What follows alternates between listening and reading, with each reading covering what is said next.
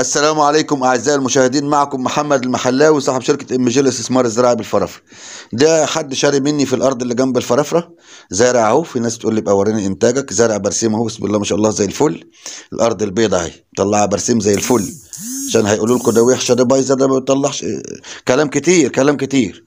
قال صلى الله عليه وسلم: لا يؤمن أحدكم حتى يحب لأخيه ما يحب لنفسه. بسم الله والحمد لله والصلاة والسلام على سيدنا رسول الله صلى الله عليه وسلم. معلش يا أعزائي المشاهدين، هتلاقوا مع صوتي متغير شوية، عندي شوية برد. الفيديو ده مهم جدا جدا جدا جدا، يا ريت تكملوا الآخر. أنا نزلت الفيديو ده قبل كده، بس أنا شلت الصوت وحطيت صوت من المكتب. تمام. أنت عايز تقول إيه يا محمد في الفيديو ده؟ عايز أقول مبروك عليكم مبروك عليكم مبروك عليكم. البرسيم الحجازي من 7,500 هيعدي 20,000 جنيه. ازاي يا محمد؟ ازاي يعني هيعدل؟ عشان وجبت الاسعار دي منين؟ وايه اللي قال لك ده؟ اللي قال لي ان النهارده وانا بعمل الفيديو النهارده 15 واحد 2025.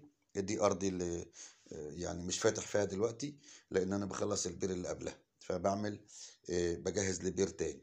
يعني ببقى شغال في بير او اتنين وعم اجهز للبير التاني، عشان يبقى انا عندي اكتر من بير جاهز. لو واحد عايز بير على بعضه، واحد عايز نص بير، واحد عايز 5 فدان، يبقى لا ما خليش الزبون يستنى، يسلمه ارضه وهو حر، يزرع ما يزرعش هو حر. المهم عشان ما اضيعش وقتكم، ليه يا محمد الطن البرسيم الحجازي يوصل ل20,000 جنيه؟ الدول العربية يا جماعة بتاخد الطن البرسيم الحجازي وصال ب $900. $900 يعني حوالي داخل على 45,000 جنيه.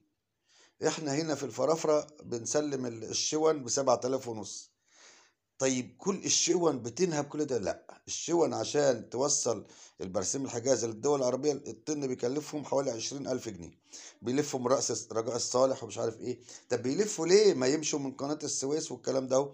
ما انتوا عارفين الحوثيين كانوا قافلين باب المندب. وبعدين هتقولوا طب ما هم الحوثيين مش بياخدوا السفن المصرية، ده بيضربوا سفن إسرائيل وبيضربوا سفن أمريكا والكلام ده. ما هو الناس كانت بتخاف تعدي من قناة السويس. اولا كانت قناه السويس تقريبا شبه متوقفه. مصر حتى الرئيس قال ان راح علينا في 2024 حوالي 7 مليار دولار. يعني اضربه في 50، 7 في 50 كتير قوي، ما اعرفش احسبها. المليار دولار ب 50 مليار جنيه. الدولار دلوقتي تقريبا ب 50 جنيه. تمام. فالمقصود عايز تقول ايه يا محمد؟ عايز اقول ان لما حرب غزة وقفت اهي، الحوثيين هيتوقفوا من ايه؟ من حرب اسرائيل، مش هيقفلوا باب المندب. طب طالما ما قفلوش باب المندب، يبقى التكلفة هتقل، فسعر البرسيم الحجازي هيترفع في الفرافرة، لان الخليجيين بيشتروا ب $900، واخد بال حضرتك؟ وهو التكلفة بقى تبقى حوالي 3-4 آلاف جنيه للطن وصال. بدل ما يتكلف 20، لا هيكلفه ب3-4 آلاف جنيه. فبدل ما هم دلوقتي بياخدوه مننا ب7.5 وب8، لا هياخدوه ب20,000 جنيه. طب ده هيفيد بإيه؟ هيفيد إن الأرض عندك هتجيب إنتاج. أنت ربنا بيرزقك مثلا بطن برسيم، الطن ده بتبيعه ب7.5، كل 35 يوم فالدان بيجيب له طن. طيب اللي هو الفلاح الفاشل اللي زي حالتي كده، يجيب له مثلا 400 كيلو. 400 كيلو كانوا مثلا بحوالي 3,500. الفدان مثلا بيكلفه 1000 جنيه في الشهر، فبيطلع له مثلا 2500 في الشهر من الفدان. دلوقتي هيطلع له 20,000 جنيه. ليه؟ عشان الحرب وقفت زي ما قلت لكم في بداية الفيديو. طب يا محمد، هو احنا اللي كنا بنحارب مش غزة كانت بتحارب إسرائيل؟ أي ما هي العملية على بعضها. أي دولة بيتأثر بالكل. فإحنا في الفرافرة هنا، الفرح هيعم الفرافرة وهيعم كل الفلاحين اللي هي بتصدر البرسيم لبره. تمام. واحد يقول لي طب أنا باخد 5 فدان وأنا أصدر لبره، أنا مين هياخد مني؟ الشون دلوقتي بيجهزوا، وكل اللي كان عنده شونة وقفلها، واللي ما كان مش عارف ايه، ولا ان الناس هتودي البرسيم فين؟ يعني فما كانت بتزرعش برسيم، فدلوقتي رجعت العملية تاني. فأنا بقول لك تعالى خد أرض، ربنا هيرضيك. بعت الطن ب20,000 ممتاز، بعته ب10,000 كل شهر، حشيت 9 مرات، يبقى كسبت لك 90,000 جنيه من فدان تمنه أساسا واقف عليك ب63,000 جنيه. هتقول لي يا محمد ما أنا لسه هزرع وكلفني 20,000 جنيه كمان، طب وإيه يعني؟ وقف عليك ب100,000 جنيه وهيجيب له 90,000 جنيه في السنة. ده أنا بتكلم كده على طن الفدان، على طن البرسيم ب10,000 جنيه، ما بتكلمش على 20,000 جنيه. طب يا محمد العملية دي ممكن تبقى إمتى؟ والله الحوثيين مساعدين لسه. الاتفاق ده على 42 يوم. خلال ال 42 يوم ان شاء الله هتقف الحرب. هي حرب غزة وقفت، بس الحوثيين سياسة بقى بيضغطوا على اسرائيل عشان تنفذ اتفاقها، فهتفضل الدنيا واقفة كده لمدة 42 يوم، يعني قول شهر ونص، على ما تلحق تيجي وتزرع، على ما تيجي تنتج يكون ربنا فتحها على الجميع، ترزق واحنا نرزق وكل الناس ترزق. دي طبعا ارض اللي انا يعني بسلمها كده، تصليحها كده انا بصلحها. طبعا انا بسلمك ب 63 بير وطاقه وديزل وتصليح وطرق ومحابس ومواسير وكل حاجه، وبسلمك متصلحه زي ما هي كده. انت بقى عايز تسقيها غمر، بتديها وش ليزر وتزرع. طب انت عايز تسقي تنقيط، بتشد خراطيمك وتزرع. لكن انا بسلمك بخطوط المواسير الرئيسيه والطبب زي ما هو في الفيديو كده. تمام. يا محمد الارض في الفرافره تنفع ايه؟ الارض في الفرافره بتزرع كل حاجه. عندنا ناس بتزرع اعشاب، عندنا ناس بتزرع قمح، ناس بتزرع برسيم، ناس بتزرع فواكه. الجزء ده بيبقى تنقيط، اللي احنا بنشيل جسوره ده عشان هنزرع له تنقيط، كنت نزلت في الفيديو اللي قبل كده. تمام. ال بتزرع ايه الارض؟ يعني والله الفدان الكمون السنه دي اللي زرع كمون ربنا رضاه ب180,000. في ناس زرعت كانت زرعه اسمه ايه ده اهو توم، وصل الفدان جايب له ب400,000. فالزراعه هي المستقبل يا محمد. ده احنا سمعت ان الناس في الفرافره بتفشل. اه طبعا بتفشل، كتير ناس بتفشل. هقول لكم على حاجه. اي حاجه مثلا كنا واحنا في الكتاب واحنا صغيرين، كنا داخلين الكتاب يجي 70، مننا 2 حفظوا القرآن، طبعا أنا مش منهم. واللي حفظ سورة واحدة، واللي حفظ 10 سور، واللي حفظ مثلا ربع القرآن، و2 في النهاية حفظوا القرآن. برضه هتلاقي في الفرافرة كده كل 100 طلع 2 منهم ناجحين أساتذة، و50 مش عارف ايه، و20 مش عارف ايه. ليه بقى؟ هو ما صبرش. يعني هو ما صبرش، هو قال لك انا راح زارع شويه قمح، جابوا له تكلفته. الله، ده طلعت كذب بقى، ده الفرافره دي اونطه. وبعدين هو طبعا قاعد وما بيشتغلش ومستني الزرعه تجيله، فجابت اللي كلفته فزعل، راح عارضها للبيع. وهو بيعرضها للبيع كسب. يعني في ارض اخ كان واخد مننا 30 فدان، بقى لهم سنتين، كان واخد فدان بحوالي 29,000 جنيه اللي على بير بريمة. فراح يزرع نخل، فواحد ضحك عليه وجاب له نخل بايظ، اللي هو مش بنت جورة، النخل اللي هو الفسايل. المهم زرع النخل باظ ليه؟ مقطوع غلط، بيسقيه غمر. طبعا اللي بيفهم في النخل عارف ان النخل ده ما يشربش غير تنقيط عشان المية ما تجيش في قلبه ويسوس. فطبعا التاني بقى يا عم الحاج اعمل كده، يقول لك لا انا فلاح وعارف. يا عم ما هي مش كل حاجه الميه تيجي عند جدر النخل غلط، لازم حوالين الجدر عالي كده. انت فلاح يا محمد؟ اقول له لا. قلت طب اسكت. فهو مش قادر حتى يقبل النصيحه، فما كان عليه اللي النخل باظ. تمام. هو كان جايب الفسيله اللي هي ب 150، يعني ما كلفش قوي، يعني الفدان مش بيكلفه كتير يعني. المهم قعدت معاه الأرض سنة، باع بكام؟ باع الفدان ب60,000. هو كان شارب 29,000، باع الفدان ب60. ففي ناس تقول لك في جميع الحالات مش هتخسر. ليه؟ اللي متابعني عارف، اللي هو اشترى مثلا من سنة كنت ببيع ب40,000، من سنتين كان عندي أرض ب22,000. طيب الأرض أم 22,000 دي كانت بالبير والطاقة والمواسير كل حاجة. طب ال 22,000 دلوقتي بيعملوا إيه؟ بيعملوا شوية ليزر وتصليح، ما عادوش بيعملوا حاجة. فالمقصود ان انا اقول لك ان انت لو اشتريت ارض النهارده وفشلت حتى في انك تزرعها، السنه الجايه هيبقى الفدان جايب له 10 15 الف زياده. هتقول لي يا محمد ما الدوله بتاخد مني فلوس كل سنه، هقول لك ما بتاخد 1000 ونص.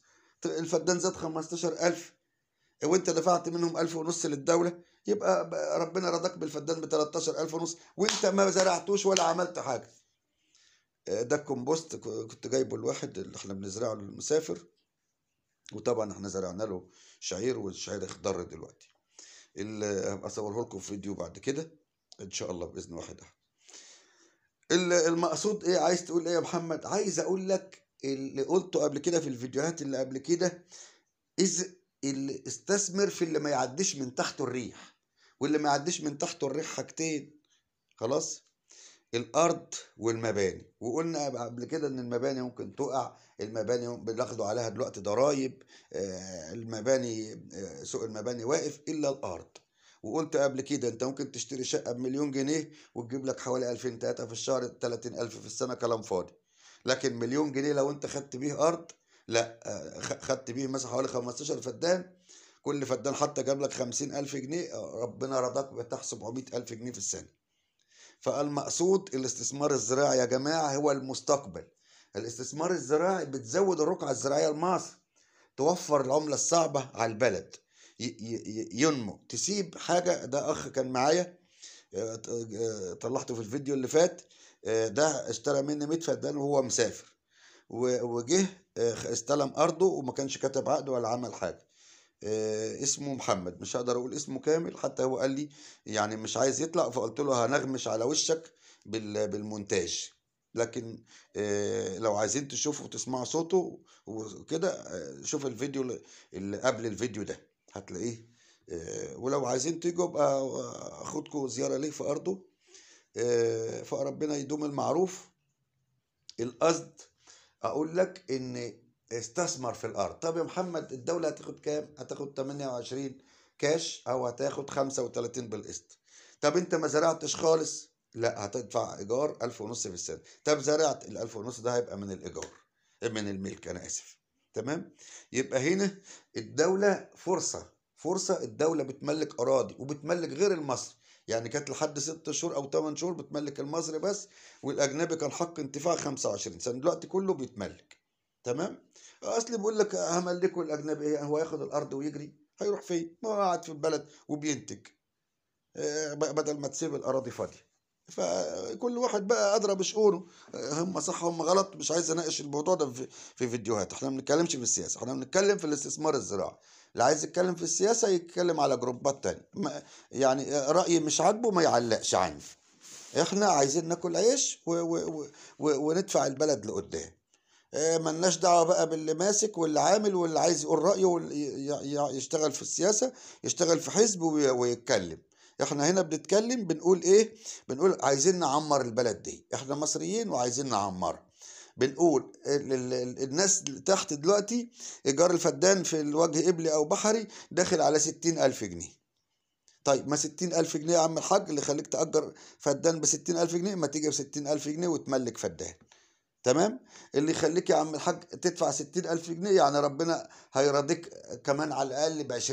مش معقول هتدفع 60000 جنيه وما تاخدش، أكيد على الأقل هتطلع لك 20000 جنيه كمان. طيب ما تيجي تاخد فدان ب63000 جنيه وتطلع لك منه 50000 كل سنة، ربنا يرضيك منه. فالمقصود، طب يا محمد أنت أقل مساحة عندك كام؟ 3 فدان. عايز 3، عايز 5، عايز 10، عايز 15، يعني بدي 5 ومضاعفتها. طب المستثمرين يا محمد هو عايز 100 فدان، انا عندي في الارض اللي هي في طريق التلاوي ببيع ب100، واللي عايز 200، بس ده بدون خدمات. بدون خدمات الفدان ب8000 جنيه عندي في طريق التلاوي، اقل مساحه 100. طب ليه 100؟ عشان الدوله بتشترط بير على 100 فدان، لو انا اديت له 50 مش هيعرف يعمل عليها بير. يبقى هنا انا بتكلم في الفيديو ده على نوعين من الاستثمار: الارض الجاهزه على الزراعه، وده الفدان ب 63 بتاخده بميته، تفتح تروي تتعاقد، تاخد ارضك تروح تلزرها وتبذر محصولك وتاكل عيش. والارض التانية اللي انت فاضيه اللي هي ب 8000 تاخدها وتعمل خدماتها ومع نفسك. طب الخدمات تتكلف كام؟ الخدمات تعمل ايه؟ بكلمني في الواتس. الخدمات البير يتكلف، يبقى كلمني في الواتس. الطاقة هقول لك في الواتس تاخد ايه مش عارف هقول لك في الواتس، هدلك على كل اللي انت عايزه. يعني انا في خدمتك، اي حد بيشتري مني انا ما بسيبوش، ببقى معاه. بس في ناس بتفضل تزن عليا، يقول لي يا زرع لي محمد تاخد قد ايه؟ اقول له ما تاخدش حاجه. الاقيه يتصل بيا بكره، ها بدرت ايه النهارده، ها لزرت ايه انت على ما نجيب معده بتجننا، على ما مش عارف ايه بيحصل ايه، يوم عامل المعده باظت ولا مش عارف ايه. فكل حاجه بالصبر. يعني اللي قعدكوا السنين يقعدكوا شهر ولا اتنين كمان، ما حدش يقف فوق راسي. انا في ناس بتكلمني ليل نهار كأن انا متاح ليهم. انا بعمل لك خدمة، بزرع لك ارضك وانت مسافر. ما تزعجنيش بقى وتكلمني ليل نهار، انا مش صايع ولا انا ضايع ولا انا شحات. انا خدت منك تمن الارض، انا خدت منك حاجه اجره العامل اللي هو بدر لك شجره الكيماوي ولا بدر لك الحاجه، قلت لك اديله اجره. والكلام ده بيبقى ايه يعني؟ يومين في الاسبوع ولا يوم في الاسبوع، اجره 200 جنيه ولا كلام فاضي. يعني ما باخدش منك حاجه. ما تقفش وداني ليل نهار وانا زعلان منك وانا عايز ارجع. ما ترجع يا عم. هو انت ادفع شرط الجزاء ورجع. هو انا يا تشغلني عبد عندك، يا اما تقول لي هرجع واعمل. احنا بنتكلم، انت عايزني ازرع لك ارض، انا من عيني هزرعها لك، بس ما تروشنيش. انا تقول لي اعمل لي كذا، اقول لك من عيني. اشغل العامل يعمل لك كذا. عايز ايه يا محمد؟ يوميات العامل بس. خلاص. خلصت هصور لك اللي انا ايه عملته. ما تجيش بقى ها عملت ايه. طب ما انا كده فاتح سنترال، هسوق ازاي وهبقى ورا المعدات ازاي وهشوف مهندسين ازاي وهشوف. انا مش شغال عندك، انا مستثمر ومعايا فلوس وبشتغل. انا بعمل لك خدمة عشان تنجح، عشان ربنا يكرمني، عشان النبي عليه الصلاه والسلام بيقول لا يؤمن احدكم حتى يحب لاخيه ما يحب لنفسه. فانا بحب لك الخير، احب لك الخير وانت تطلع عين امي. معذرة دخلتكم في المواضيع الشخصية. أنا في انتظاركم في الفرافرة من الأربع للسبت من كل أسبوع 4 أيام معينات.